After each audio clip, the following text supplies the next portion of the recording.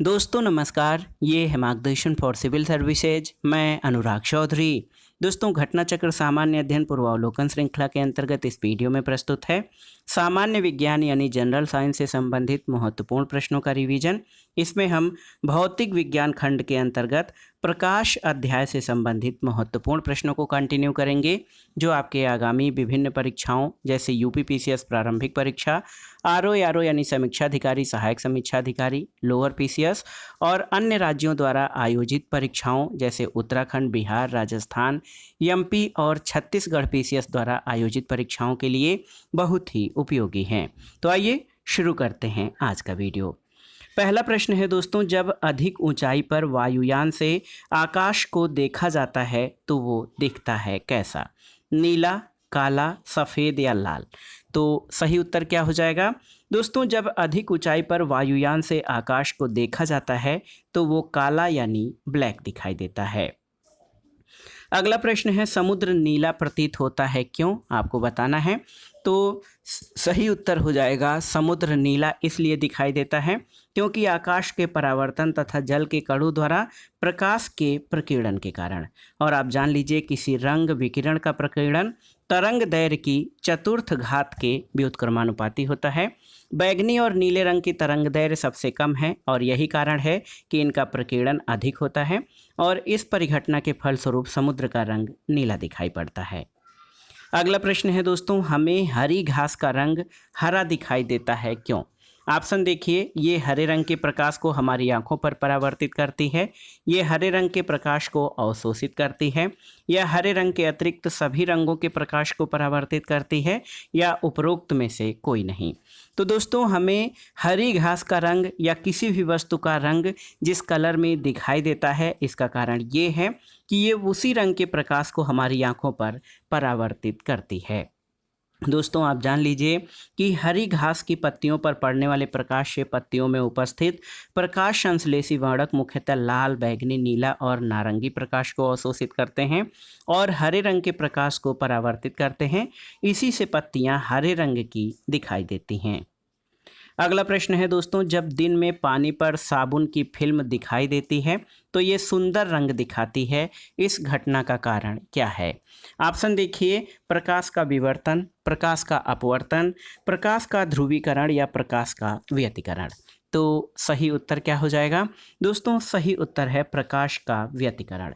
और आप जान लीजिए दोस्तों, प्रकाश के व्यतिकरण या इंटरफेरेंस ऑफ लाइट का एक उदाहरण जल पर तैरते तेल की परत से प्रकाश का परावर्तित होना है। एक अन्य उदाहरण कृत्रिम या प्राकृतिक प्रकाश स्रोतों से प्रकाशित होने के बाद साबुन के बुलबुले की एक पतली परत द्वारा सुंदर रंगों के वर्णक्रम या स्पेक्ट्रम को परावर्तित करना है। अगला प्रश्न है दोस्तों, मान लीजिए पृथ्वी से पश्चिगामी हो रहे एक रॉकेट यान की चाल प्रकाश के वेग की 2/10 है। रॉकेट यान में स्थित यात्रियों को जो प्रकाश नीला दिखाई दे रहा है वो पृथ्वी पर स्थित प्रेक्षकों को किस रंग का दिखाई देगा? ऑप्शन है नीला, नारंगी, पीला या पीला नारंगी। तो सही उत्तर है पीला। दोस्तों पृथ्वी पर स्थित प्रेक्षक को दिखने वाले प्रकाश के रंग को ज्ञात करने के लिए जो सूत्र है वो है V = I L - L0/L जो है C। लेमडा दोस्तों मूल तरंग दैर्घ्य है, लेमडा 0 आभासी तरंग दैर्घ्य है, V रॉकेट का वेग हो जाएगा। रॉकेट पृथ्वी से पश्चिगामी हो रहा है इसलिए प्लस चिन्ह लिया जाएगा। तो जब इसको हल करेंगे तो नीले रंग के प्रकाश की तरंग दैर्घ्य का मान 450 नैनोमीटर से 475 नैनोमीटर तक होता है, इसलिए पृथ्वी पर स्थित प्रेक्षक को दिखने वाले प्रकाश की तरंग दैर्घ्य की रेंज 562.5 नैनोमीटर से 593.75 नैनोमीटर होगी, जो कि पीले रंग का प्रकाश होगा। अगला प्रश्न है दोस्तों, किसी उत्तल दर्पण द्वारा अनंत तथा दर्पण के ध्रुव P के बीच रखे बिंब के प्रतिबिंब की प्रकृति क्या होगी? आपको बताना है। ऑप्शन है आभासी तथा सीधा, वास्तविक तथा सीधा, वास्तविक तथा उल्टा या आभासी तथा उल्टा। तो सही उत्तर है आभासी तथा सीधा। दोस्तों उत्तल दर्पण या कॉन्वेक्स मिरर से प्रत्येक दशा में प्रतिबिंब दर्पण के पीछे उसके ध्रुव यानी पोल और फोकस के बीच वस्तु से छोटा, सीधा और आभासी बनता है। तो याद रखिएगा, किसी उत्तल दर्पण द्वारा अनंत तथा दर्पण के ध्रुव P के बीच रखे गए बिंब के प्रतिबिंब की प्रकृति ये आभासी, सीधा और वस्तु से छोटा होगा। अगला प्रश्न देखिए, बार बार परीक्षाओं में पूछा जाता है कि कार में पीछे के यातायात के दृश्यावलोकन के लिए किस प्रकार के शीशे का प्रयोग होता है। ऑप्शन है अवतल दर्पण, बेलनाकार दर्पण, उत्तल दर्पण या फिर समतल दर्पण। तो सही उत्तर क्या हो जाएगा दोस्तों, कार में पीछे के यातायात के दृश्यावलोकन या साइड मिरर के रूप में उत्तल दर्पण का प्रयोग किया जाता है। ऑप्शन सी आपका सही उत्तर है। आप जान लीजिए, उत्तल दर्पण द्वारा प्रतिबिंब आभासी, सीधे और वस्तु से छोटे बनते हैं। इसके द्वारा काफ़ी बड़े क्षेत्र की वस्तुओं का प्रतिबिंब एक छोटे से क्षेत्र में बन जाता है और इस प्रकार उत्तल दर्पण का दृष्टि क्षेत्र या फील्ड व्यू अधिक होता है। इसलिए इसे मोटर वाहनों और बसों में चालक के बगल में पीछे के ट्रैफिक के दृश्यावलोकन के लिए लगाया जाता है। तो याद रखिएगा दोस्तों, कार और बसों में साइड मिरर के रूप में उत्तल दर्पण का प्रयोग किया जाता है। अगला प्रश्न है, कार के पीछे आने वाले यातायात को देखने के लिए निम्नलिखित प्रकार के दर्पणों में किसका उपयोग होता है। तो आप जानते हैं उत्तल दर्पण का। ऑप्शन ए आपका सही उत्तर है। अगला प्रश्न है, वाहन में पृष्ठ दृष्टि दर्पण के रूप में किस दर्पण का प्रयोग में लाया जाता है। तो दोस्तों यहाँ पर उत्तल दर्पण प्रयोग में लाया जाता है वाहनों में साइड मिरर के रूप में। ऑप्शन बी आपका सही उत्तर है। अगला प्रश्न बहुत ही आसान सा प्रश्न है। देखिए, दर्पण के सामने खड़े एक व्यक्ति को अपना प्रतिबिंब अपने से बड़ा लगता है। इसका तात्पर्य ये है कि दर्पण का प्रकार कैसा है, अवतल, समतल, उत्तल, बेलनाकार के साथ बाहर की तरफ उभरे हुए या उपर्युक्त में से कोई नहीं। तो सही उत्तर है अवतल। दोस्तों बहुत ही महत्वपूर्ण प्रश्न है, वह गोलीय दर्पण जिसका परावर्तक पृष्ठ अंदर की ओर यानी गोले के केंद्र की ओर वक्रित होता है वो कॉनकेव मिरर या अवतल दर्पण कहलाता है। अवतल दर्पण द्वारा बना प्रतिबिंब आकार में बिंब से छोटा या बड़ा हो सकता है। प्रतिबिंब वास्तविक अथवा आभासी भी हो सकता है। और उत्तल दर्पण यानी कॉन्वेक्स मिरर में वस्तु की प्रत्येक स्थिति के लिए प्रतिबिंब आभासी, सीधा तथा वस्तु से छोटा बनता है। अगला प्रश्न है दोस्तों, दाढ़ी बनाने के लिए काम में लेते हैं किस प्रकार के दर्पण को। ऑप्शन है अवतल दर्पण, समतल दर्पण, उत्तल दर्पण या इनमें से कोई नहीं। तो सही उत्तर है दोस्तों, आप जान लीजिए कि दाढ़ी बनाने में अवतल दर्पण का प्रयोग किया जाता है। ऑप्शन ए आपका सही उत्तर हो जाएगा।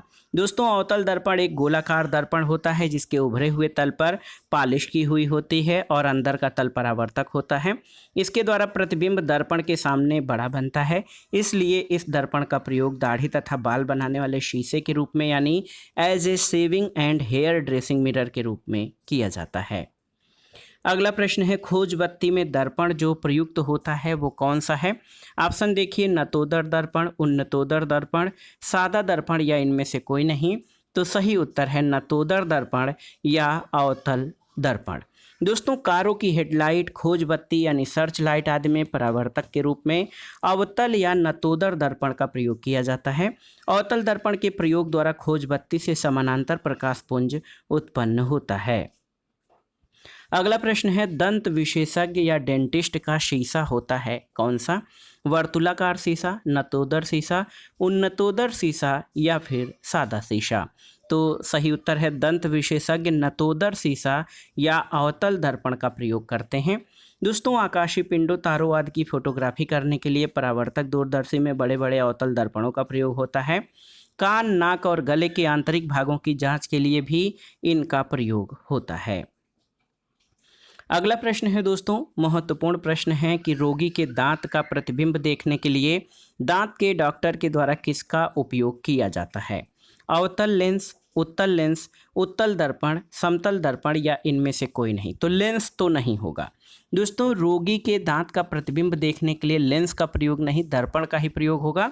और वो कौन सा दर्पण होगा, तो आप जान लीजिए ये अवतल दर्पण का प्रयोग किया जाएगा। तो सही उत्तर इनमें से कोई नहीं होगा। और आप जान लीजिए जो दांत के डॉक्टर हैं या दंत विशेषज्ञ अवतल दर्पण का प्रयोग करते हैं। अगला प्रश्न है दोस्तों, एक दंत चिकित्सक द्वारा रोगी के दांतों की जांच के लिए कौन सा दर्पण उपयुक्त होता है। तो सही उत्तर है अवतल दर्पण या नतोदर शीशा। अगला प्रश्न है दोस्तों, धूप से बचने के लिए छाते में रंग संयोजन निम्न में से कौन सा सबसे उचित है? ऑप्शन है आपके ऊपर काला नीचे उजला, ऊपर उजला नीचे काला, इसके अलावा आप देखिए मात्र काला या फिर मात्र उजला। तो सही उत्तर है धूप से बचने के लिए छाते में रंग संयोजन जो है ऊपर उजला और नीचे काला महत्वपूर्ण होता है। दोस्तों श्वेत रंग प्रकाश का पूर्णतया परावर्तक होता है जिससे बहुत कम मात्रा में ऊष्मा अवशोषित हो पाती है, इसलिए छाते की ऊपरी सतह सफ़ेद होने से ही गर्मी में धूप से बचा जा सकेगा। अगला प्रश्न है दोस्तों, खगोलीय दूरदर्शी से बना प्रतिबिंब होता है कैसा? काल्पनिक और छोटा, काल्पनिक और बड़ा, वास्तविक और छोटा या वास्तविक और बड़ा? तो सही उत्तर है दोस्तों खगोलीय दूरदर्शी से बना प्रतिबिंब काल्पनिक और बड़ा होता है। अगला प्रश्न है दोस्तों, जब दो समानांतर समतल दर्पणों के बीच कोई वस्तु रख दी जाती है तो बनने वाले प्रतिबिंबों की संख्या कितनी होगी? ये प्रश्न बहुत ही महत्वपूर्ण है। दोस्तों आप जान लीजिए कि जब दो समानांतर दर्पणों के बीच कोई वस्तु रखी जाती है तो उससे अनंत प्रतिबिंब बनते हैं। देखिए दो समानांतर समतल दर्पणों के बीच यदि कोई वस्तु रखी जाए तो बनने वाले प्रतिबिंबों की संख्या अनंत होती है, क्योंकि प्रत्येक प्रतिबिंब परावर्तित होकर एक नया प्रतिबिंब बनाता है और इस तरह यह क्रम चलता रहता है। जब दो समतल थीटा कोण पर झुके हों और 360/थीटा का मान एक सम संख्या हो तो उनके द्वारा उनके मध्य में रखी गई वस्तु के बनाए गए कुल प्रतिबिंबों की संख्या 360/θ-1 होती है और यदि 360/θ का मान विषम होता है तो उनके द्वारा बनने वाले कुल प्रतिबिंबों की संख्या 360/θ होगा। अगला प्रश्न है, प्रकाश के एक बिंदु स्रोत को दो समानांतर समतल दर्पणों के मध्य रखने पर कितने प्रतिबिंब बनेंगे आपको बताना है। तो सही उत्तर है समतल दर्पणों के बीच दो समानांतर समतल दर्पणों के बीच जब कोई वस्तु रखी जाती है तो उसके अनंत प्रतिबिंब बनेंगे। अगला प्रश्न है दोस्तों, जब किसी दर्पण को थीटा कोण से घोड़ित किया जाए तो परावर्तित किरण का घोड़न होगा कितना? ऑप्शन है 0, θ/2, थीटा या 2θ।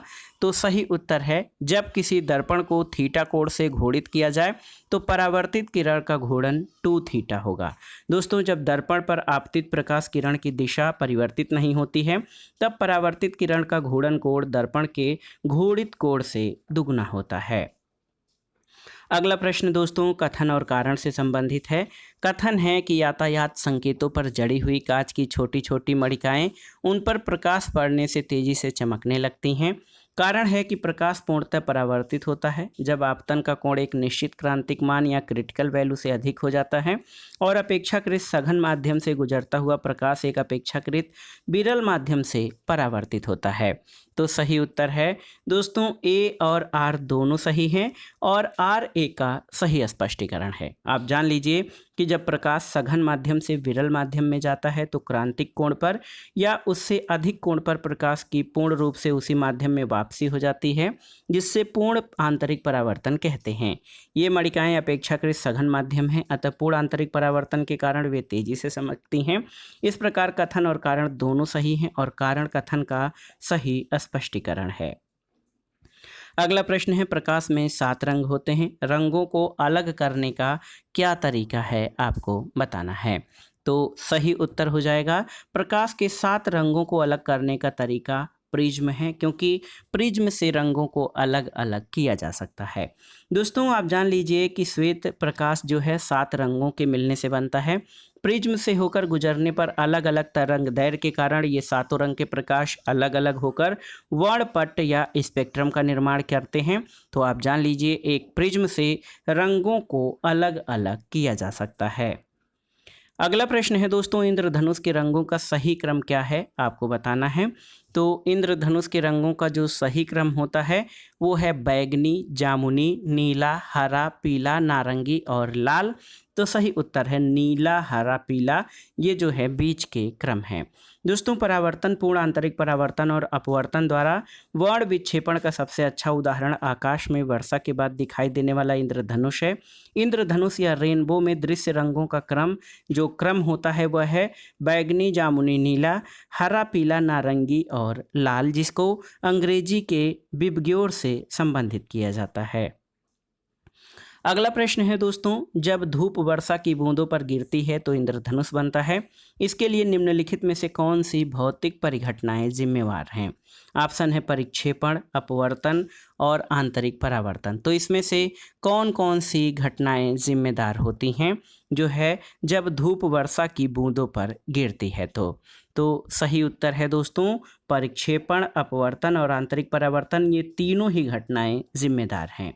आप जान लीजिए दोस्तों, परावर्तन, पूर्ण आंतरिक परावर्तन और अपवर्तन द्वारा वर्ण विक्षेपण का सबसे अच्छा उदाहरण इंद्रधनुष है। जब वर्षा की बूंदों पर आपतित होने वाली सूर्य की किरणों का 2 बार अपवर्तन और 1 बार परावर्तन होता है तो प्राथमिक इंद्रधनुष का निर्माण होता है।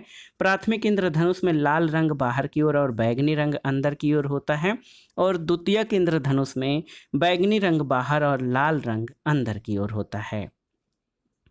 अगला प्रश्न है दोस्तों, प्रकाश का वर्ण विक्षेपण संभव है कैसे? प्रिज्म द्वारा, उत्तल लेंस के द्वारा, अवतल लेंस द्वारा, साधारण दर्पण द्वारा या उपर्युक्त में से कोई नहीं या एक से अधिक? तो सही उत्तर है प्रकाश का वर्ण विक्षेपण जो है वो प्रिज्म के द्वारा संभव है। और आप जानते हैं जब सूर्य का श्वेत प्रकाश किसी प्रिज्म से होकर गुजरता है तो ये अपवर्तन के बाद प्रिज्म के आधार की ओर झुकने के साथ साथ प्रकाश के अवयवी 7 वर्णों में विभाजित हो जाता है और इस प्रक्रिया को डिस्पर्सन ऑफ लाइट यानी वर्ण विक्षेपण, प्रकाश का वर्ण विक्षेपण कहते हैं। अगला प्रश्न है, अधोलिखित में से कौन सा रंग इंद्रधनुष के मध्य दिखाई देता है? आपको बताना है। नीला, हरा, लाल और पीला। तो सही उत्तर है इंद्रधनुष के मध्य में दिखाई देने वाला जो रंग होता है वो है हरा। तो सबसे पहले आप जान लीजिए लाल, नारंगी, पीला, हरा, फिर नीला, जामुनी, बैगनी। तो 3-3 रंग किनारे किनारे, हरा रंग सबसे बीच में होता है। याद रखिएगा इंद्रधनुष के बीच में दिखाई देने वाला रंग हरा रंग होता है। अगला प्रश्न है दोस्तों, इंद्रधनुष के दोनों सीमांत वर्णपट या कलर कौन कौन से होते हैं? तो एक किनारे पर बैगनी, दूसरे किनारे पर लाल, यानी बिबग्योर में जो बैगनी और रेड होता है ये दोनों सीमांत कलर होते हैं। ऑप्शन डी आपका सही उत्तर हो जाएगा। इंद्रधनुष के दोनों सीमांत वर्णपट एक तो बैगनी और दूसरे छोर पर लाल होता है। अगला प्रश्न है दोस्तों, दोपहर के 12 बजे किस दिशा में इंद्रधनुष दिखाई देता है? पश्चिम में, दक्षिण में, पूरब में या यह देख नहीं सकते? तो सही उत्तर है यह नहीं देख सकते, क्योंकि दोपहर 12 बजे सूर्य सीधे सिर के ऊपर होता है, इसलिए प्रकाश का अपवर्तन वर्षा की बूंदों में नहीं हो पाता और इंद्रधनुष हमें दिखाई नहीं पड़ेगा। इंद्रधनुष हमेशा सूर्य के दिशा के विपरीत दिशा में दिखाई देता है। जब सूर्य पूर्व में होता है यानी सुबह के समय तब इंद्रधनुष पश्चिम दिशा में दिखाई देता है और जब सूर्य पश्चिम में होता है यानी सायं के समय तो इंद्रधनुष पूर्व दिशा में दिखाई देता है। अगला प्रश्न कथन और कारण से संबंधित है। कथन है, एक छड़ी को जल में तिरछी स्थिति में डुबोया गया हो। यदि बगल से देखा जाए तो छड़ी छोटी और जल की सतह पर झुकी हुई प्रतीत होती है। कारण है कि छड़ी से आने वाला प्रकाश जल अणुओं से प्रकीर्णित होकर छड़ी के छोटी और झुकी होने का आभास देता है। तो आप जान लीजिए दोस्तों, यहाँ पर ए सही है लेकिन आर गलत है। आप देख सकते हैं ऑप्शन सी सही उत्तर हो जाएगा, ए सही किंतु आर गलत है। इसका कारण क्या है दोस्तों? छड़ी को जल में तिरछी स्थिति में डुबोने पर छड़ी छोटी और जल की सतह पर झुकी हुई प्रतीत होती है। इसका कारण प्रकाश का अपवर्तन है। जब छड़ी के डूबे हिस्से से चलने वाली किरणें जल की सतह पर पहुंचती हैं तो वे सघन माध्यम से विरल माध्यम में जाने के कारण अभिलंब से दूर हटकर अपवर्तित होकर हमारी आंख में प्रवेश करती हैं। तो कथन ए सही है लेकिन कारण आर गलत है। अगला प्रश्न है दोस्तों, 2 कथन दिए गए हैं, इनमें आपको विचार करना है। कथन एक है कि यदि कोई व्यक्ति पानी से भरी बाल्टी में एक सिक्के को देखता है तो सिक्का अपने वास्तविक स्थल से अपेक्षाकृत निकट लगेगा। बिल्कुल सही है। दूसरा है कि यदि जल के अंदर कोई व्यक्ति जल तल से ऊपर एक सिक्के को देखता है तो सिक्का अपने वास्तविक स्थल से अपेक्षाकृत अधिक ऊंचाई पर लगेगा। तो बिल्कुल सही है। तो आप जान लीजिए 1 और 2 दोनों ही सही हैं। बहुत ही महत्वपूर्ण प्रश्न है दोस्तों। आप जान लीजिए कि दोनों ही परिस्थितियों में अपवर्तन का सिद्धांत लागू होगा। प्रकाश के एक माध्यम से दूसरे माध्यम में प्रवेश करने पर उसकी दिशा और चाल में परिवर्तन होता है। प्रथम परिस्थिति में जल से बाहर स्थित प्रेक्षक के संदर्भ में प्रकाश किरण सघन माध्यम से विरल माध्यम यानी वायु में प्रवेश करती है, इसलिए अपवर्तन के कारण सिक्का जो है अपनी वास्तविक स्थिति से निकट लगेगा। दूसरी परिस्थिति में जल के अंदर स्थित प्रेक्षक के संदर्भ में प्रकाश किरण विरल माध्यम से सघन माध्यम में प्रवेश करती है, तो सिक्का अपने वास्तविक स्थल से अपेक्षाकृत अधिक ऊंचाई पर प्रतीत होगा। अगला प्रश्न है दोस्तों, जल में वायु का बुलबुला किसकी भांति व्यवहार करेगा? उत्तल दर्पण, उत्तल लेंस, अवतल दर्पण, अवतल लेंस। तो याद रखिएगा, जल में वायु का बुलबुला अवतल लेंस की तरह व्यवहार करेगा, लेंस की तरह करेगा, दर्पण की तरह नहीं। तो याद रखिएगा दोस्तों, पानी में डूबा हुआ वायु का बुलबुला जिसकी सतह उत्तल होती है अवतल लेंस की तरह व्यवहार करता है। पानी का अपवर्तनांक वायु से अधिक होता है, इसलिए जल में डूबे हुए बुलबुले के लेंस की प्रकृति बदल जाती है। अगला प्रश्न है दोस्तों, जल के अंदर वायु का बुलबुला व्यवहार करता है कैसा? तो उत्तर है अपसारी लेंस के जैसा। अपसारी लेंस यानी अवतल लेंस के जैसा व्यवहार करता है।